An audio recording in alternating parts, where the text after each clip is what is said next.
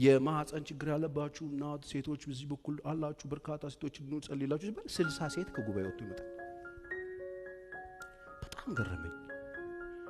እንዴ ማህፀን አውራጣ አይደል እንቅፋት አይመታው? ለምንድን ነው እንደዚህ ማለት? ለምንድን ነው እንደዚህ ያደጋ የተከሰተው? እውነት እኔ እኮ ቁጭ ብዬ ያሰብኩት እኮ ነው። እዛ ቁጭ ብዬ ያየሁት ቆይ ይሄን ነገር በደም ሪሰርች መስራት አለብኝ ብዬ ካውንስሊንግ ስለምሰራ 10 እናቶች እዛው እስከመጡት ውስጥ 10ሩን ጠየቅኳቸው። 10ሩ ባለ ትዳሮች ናቸው። 10ሩ ትጠይቃቸው 10ሩም በባሎቻቸው ሬፕ የሚደረጉ ናቸው። ሳይፈልጉ ወሲብ ያደርጋሉ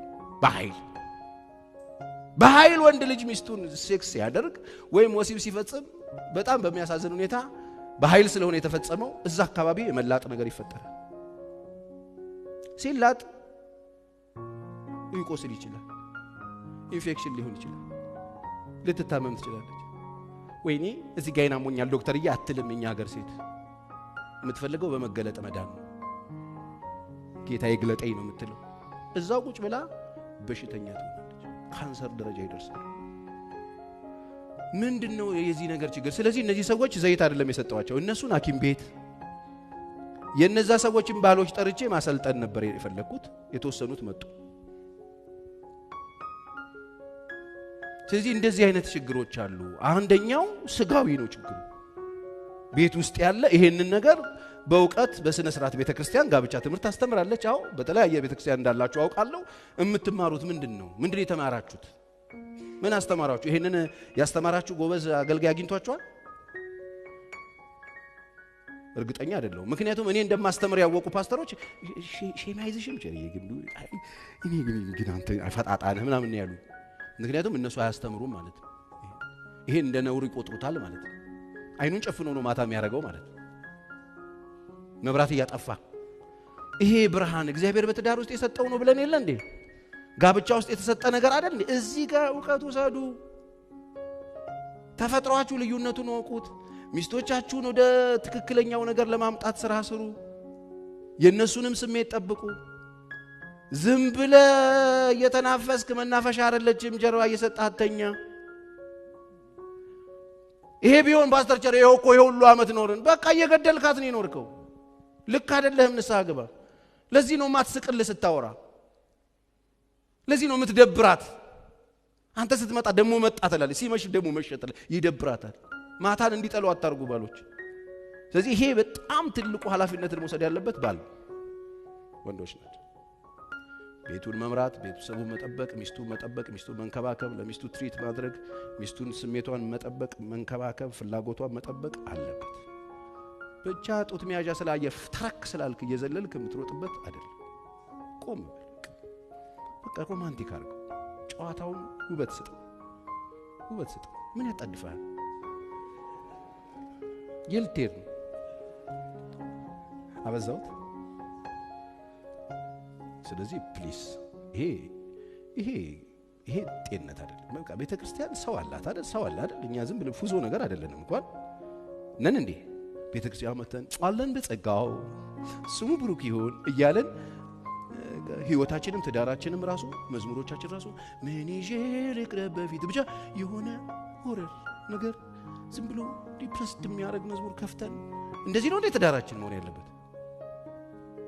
እንዴ ሳቅ ጨዋታ መኖር የለበትም እንዴ? ሮማንቲክ ነገር ለኛ ተከልክለናል እንዴ? አበባ ተከልክለናል እንዴ? ለምን ውበት አትፈጥሩለት?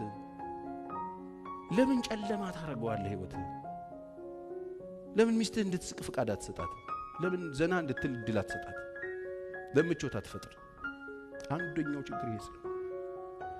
በዚህ በ20 ምናምን ዓመት አገልግሎት ያገኘሁት የባለ ትዳሮች አንደኛው በሽታ ይሄ። ይሄንን በሽታ አሞኛል ብለው አይታከሙት። እንደ ችግር ማውራት አይፈልጉ፣ ለቤተሰብ አይነግሩ።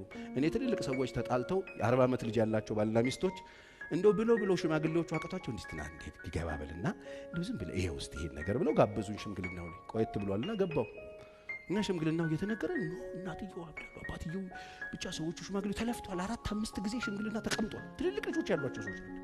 ከዛ ሳይው ሰውየው ይሄ ሁሉ ዓመት ሲጨፍሩ ነው የኖሩት። ሴትየው አሜሪካን ዘና ብለው ሲመጡ ከልጆቻቸው ጋር አርፈው ሲመጡ ነቁ ማለት አቢዩዝ ናም ይሄ ሴክሹዋል አቢዩዝ ናም ሲሉ ሰሙ መሰለኝ። ዝም ብዬ ስጠረጥር እና ነቅተዋል። ከዛ ገባኝ እኔ ጉዳዩ ይሄ እንደሆነ። ቀስ ብዬ በጆሮአቸው እንደዚህ አይነት ችግር አለ። አዎ ያ ነው በቃ ይሄው ልጅ አግኝቶታል ችግሩ እሱ ነው አሉ። ሰውዬው ማታ ስቲኪን እየሰኩ ማታ ይመጣሉ። እስቲ ጠጋ በይ ነው የሚሉት። እንዴ የሆነ ዘመን ሰው ይሸከማል። ተው መናፈሻህን በትክክል ወቅ። እኔ እዚህ ጋር የጻፍኩት ነገር አለ። ሚስትህ እኩያ አፍቃሪ ናት እንጂ መናፈሻ አይደለች። መጽሐፍ ቅዱስ ጥቅስ ልስጣችሁ፣ በጣም ደስ የሚል ጥቅስ። ብዙ ጊዜ ጋብቻ ትምህርት ሳስተምር ይሄን ጥቅስ አነበው።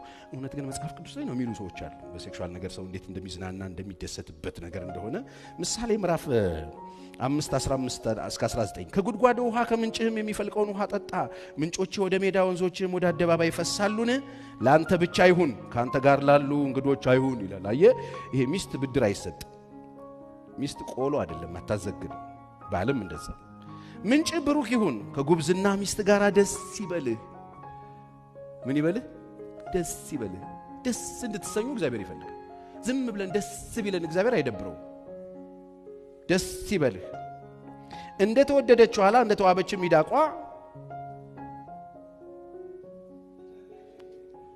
መጽሐፍ ቅዱስ የያዛችሁ ሰዎች እስቲ አንብቡት።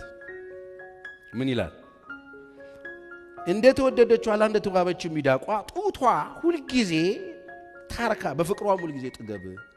ኦ ማይ ጋድ! ጡት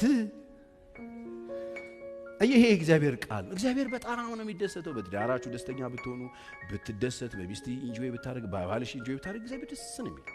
በቃ የግልህ እግዚአብሔር የሰጠህ የራስህ የግልህ የኔም እኔ የምትለው በቃ በግልህ እግዚአብሔር የሰጠህ የምትደሰትበት ነገር። የምትደሰቱበትን ነገር ማዘኛ አታድርጉት። ስለዚህ ስጋዊ ችግር ነው የቤታችን ችግር፣ የውስጡ ችግር ሌላ አይደለም። በቃ ስጋዊ ችግርን ደግሞ ቁጭ ብለን መማር አለብን፣ መፍታት አለብን። ልዩነታችንን ማወቅ አለብን። ልዩነታችንን መረዳት አለብን። በተለይ ልዩነታችንን ከተረዳን በኋላ መስራት አለብን። ራሳችን መለማመድ አለብን። በጣም በጥንቃቄ ቤታችንን መጠበቅ አለብን። አልጋችንን መጠበቅ አለብን። ስለዚህ ሚስትህን እንደ ማሳ የምታስብ ዘር እንደሚዘራበት መሬት እየሮጥ ከሄደ ብትን ለማድረግ የምታስብ ሰውዬ ሚስትህ ማሳ አይደለችም። ማሳ እርሻ ዘር የሚዘራበት ማለት ነው። መጽሐፍ ቅዱስ ስለ ሚስት ሲናገር ማቴዎስ 19:4-6 እርሱ ግን መልሶ እንዲህ አለ፣ ፈጣሪ በመጀመሪያ ወንድና ሴት አደረጋቸው ዓለም። ስለዚህ ሰው አባትና እናቱን ይተዋል፣ ከሚስቱም ጋር ይተባበራል፣ ሁለቱም አንድ ስጋ ይሆናሉ የሚለውን ቃል አናነበባችሁምን? ስለዚህ አንድ ስጋ ናቸው እንጂ ወደፊት ሁለት አይደለም። ስለዚህ አንዱ የሆነ ነገር አንዱ የሆነ ነገር ሁለቱ ስንት ናቸው? አንድ ናቸው። ሁለቱም የሚደሰቱበት ነገር ነው። ኤፌሶን 5:28 ቶሎ ላንብብላችሁ። እንግዲህ እንዲሁም ባሎች፣ አሁንም ኃላፊነቱ ለባሎች ነው የሚሰጠው። እንዲህ ባሎች ደግሞ እንደገዛ ስጋቸው አድርገው የገዛ ሚስቶቻቸውን ሊወዷቸው ይገባል። ሚስትህን የምትወዳት እንደማን ነው? በቃ እንደራሳቸው አድርገው። ስለዚህ እንደራስህ ነው ወይ የምትወዳት ሚስት? የራስህን እርካታ፣ የራስህን ደስታ፣ የራስህን ነገር እንደምትፈልገው ነው ለሷ የምትፈልግላት? ይወዷቸው ያስፈልጋቸዋል። ማንም የገዛ ስጋውን ከቶ የሚጠላ የለምና፣ ነገር ግን አካል ብልቶች ስለሆነን ክርስቶስ ደግሞ ለቤተ ክርስቲያን እንዳደረገላት ይመግበዋል። አላልኩም? ሮሉ ይመግበዋል፣ ይንከባከበውማል። ስለዚህ ሚስትህን ተንከባከብ፣ ትሪት አድርግ። መንከባከብ ቂቤ መግዛት አይደለም። ምን ጎደለ? እንጨት ይገባል። ጤፍ እገዛለሁ ይላል አንዳንድ ሰው። እንዴ ትዳር ቂቤ አይበላም? እሺ ተንከባከብ። ይመግበዋል፣ ይንከባከበዋል። ስለዚህ ሰው አባትና እናቱን ይተዋል፣ ከሚስቱ ጋር ይተባበራሉ፣ ሁለቱም አንድ ስጋ ይሆናሉ። የሚስጥር ምንድነው ይላል? ታላቅ ነው። እኔ ግን ይህን ስለ ክርስቶስና ስለ ቤተ ክርስቲያን ላለው፣ ሆኖም ከናንተ እያንዳንዱ የገዛ ሚስቱን እንዲሁ እንደምኑ እንደ ራሱ አድርጎ ይውደዳት፣ ሚስትም ባሏን ትፍራ ይላል የእግዚአብሔር ቃል ነው። ሪስፔክት ታደርገው። ስለዚህ በጣም ጥሩ ትዳር የምትፈልግ ከሆነ ሚስትህን ትሪት አድርግ። ይሄ ትልቁ የመሪው ኃላፊነት። መሪው ኮላፕስ ካረገ ቤቱ ኮላፕስ ያደርጋል። ስለዚህ የባሎች ትልቁ ድርሻ ነው። ሌላ ጥቅስ ልጨምር፣ በጣም የሚገርም ጥቅስ። አንደኛ ጴጥሮስ 3:7 እንዲሁም እናንተ ባሎች ሆይ ደካማ ፍጥረት ስለሆኑ፣ ምን ስለሆኑ? ደካማ ፍጥረት ስለሆኑ ከሚስቶቻችሁ ጋር በማስተዋል አብራችሁ ኑሩ ነው። ስለዚህ በትዳር ውስጥ የምንኖር ሰዎች ሚስቶቻችን ምንድናቸው የሚለው? ደካማ ፍጥረት ስለሆነ ደካማ ማለት የኔ ሚስት ማትረባ ማለት ነው ምን ይሆነ ፉሊሽ የሆነ ማጠቅም ማለት ነው በጣም ሴንሲቲቭ ማለት ነው ወይ ደግሞ በጣም ትንሽ ነገር ሊጎዳት የሚችል አሁን ብዙ ጊዜ ወንዶች ወሲብ ለማድረግ የማይቸገሩት አንገለገላቸው የሚጮህ አልጋ ላይ ወንድ ብዙ አይቸገርም ሴቶች ኮምፎርት ሊያጡ ይችላሉ ደካማ ናቸው በትንሽ በትልቁ ቶሎ ጉድት የሚሉበት ነገር አለ 40 ሳንቲም እና 40 ሺህ ብር እኩል ነው እነሱ ስሜታቸው በትንሽ ነገር ሊጎዳ ይችላል ስለዚህ ወንዶች አሁንም ኃላፊነቱ ከሚስቶች ጋር ስትኖሩ መኖር ያለባችሁ በመንድነው ነው የሚለው በሉልኝ ማስተዋል ነው የሚለው ማስተዋል ደግሞ ከእውቀት ጋር የሚያያዝ ነው ከመረዳት ጋር የሚያያዝ ነው ሚስትን ከማወቅ ጋር የሚያያዝ ነው በደንብ ያለችበትን ሁኔታውን በመረዳት ሁኔታዋን በማወቅ እሷን በደንብ ፎሎ በማድረግ ያለችበትን ሁኔታ የመረዳትን የሚጠይቅ ጉዳይ በማስተዋል ኑሩ